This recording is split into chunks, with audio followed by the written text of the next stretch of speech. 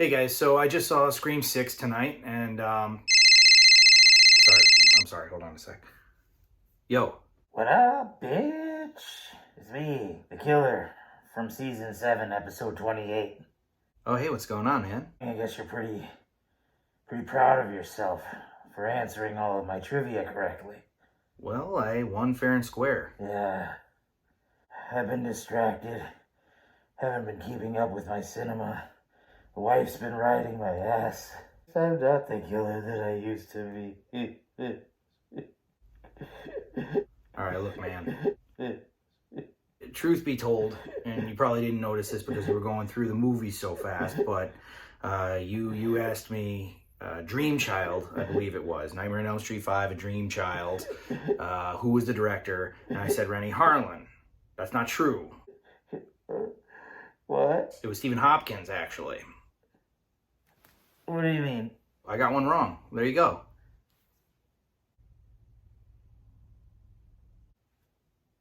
Oh, you are dead meat, buddy. Oh, crap. All right, I got to make this fast. The bulk of the movie I really did like, okay? They did a lot different. There were a lot more twists and turns that were actual twists and turns in this one. The new setting really helped. The sense of suspense was amazing. The kills were brutal. There was enough humor and self-awareness in it to give you a little chuckle here and there without really forgetting the fact that it was a horror film. I would say that this is probably the most brutal so far. On that note, people are freaking pincushions in this movie. Jeremy Jahns made a comment about this, that there are people who are stabbed in this film and carry on with running, and he brought it up as like a little thing. I think he was very lenient with this movie. Extremely lenient. People will get stabbed in a vital organ, and it's not even like, wow, they should be dead. I mean, in a few instances, yes, they should be dead. But, like, it's not even just that. It's, like, showing no signs of bodily injury whatsoever. Like, you'd think that they'd even be like, take the original Scream with Stu, all right? You cut me, man, I'm bleeding. I think I'm dying here. And he still manages to chase after Sidney at the end of the movie, but he's, like, holding onto his side because he's bleeding to death, okay? See, that was realistic.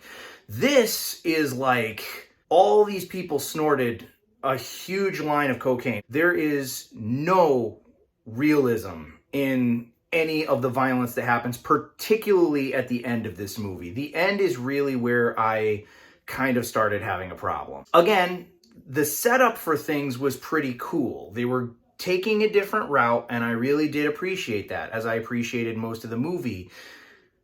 But there's something in the setup that happens that has plot holes you could drive a bus through. I mean, like, impossible to ignore. Like, really bad, really lazy. Like, you guys were doing so well. What the hell happened? This movie has the vibe that, like, the people who were writing it were really getting into it, really handling it with care. The characters are all very likable. I like the fact that Sidney wasn't the centerpiece of this movie the way she was in the first four, honestly. That was the one thing that I really liked about the last movie was that they moved on to these new characters. And the new characters are very likable. There is a lot to love about this movie. And don't get me wrong, I'm not totally shitting on this movie. Like, I will definitely watch it again for all of its flaws. It was very entertaining, again, very suspenseful. It just had the vibe that they were meticulously planning how things were going to work out, and then the studio, like Spyglass or whatever, just got on their ass, was just like, hey guys, we need this to come out early 2023. What are you doing? Right. Excuse me. But it's like they just constructed this ending out of, IKEA and duct tape. Again, I like it better than the last one.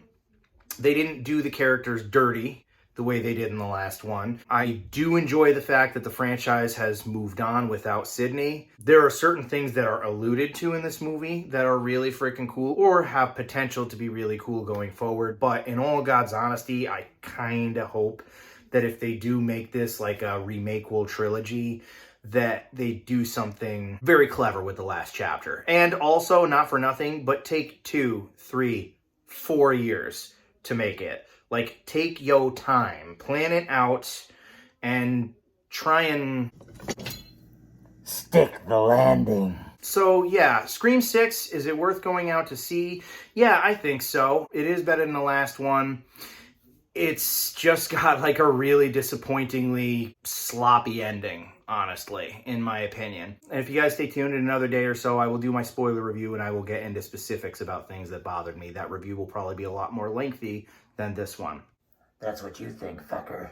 So, if you guys are watching this on Rumble, please consider subscribing to my YouTube channel. And if you're on YouTube, consider creating a Rumble and following me there, because we have to support those alt tech platforms. All right, guys, that's all she wrote.